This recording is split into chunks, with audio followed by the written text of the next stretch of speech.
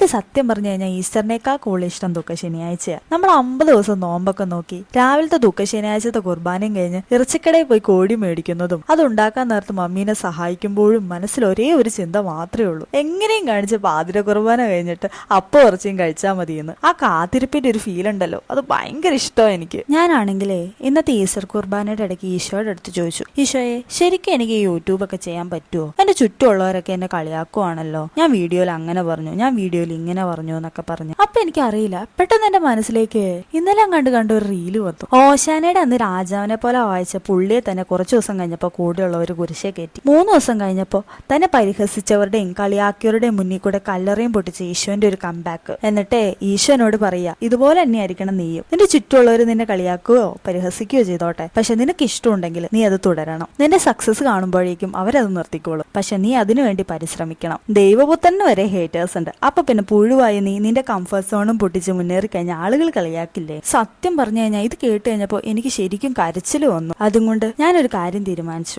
ആരൊക്കെ എന്ത് പറഞ്ഞാലും ഇതും കൊണ്ട് ഞാൻ മുന്നേറും. Happy Easter.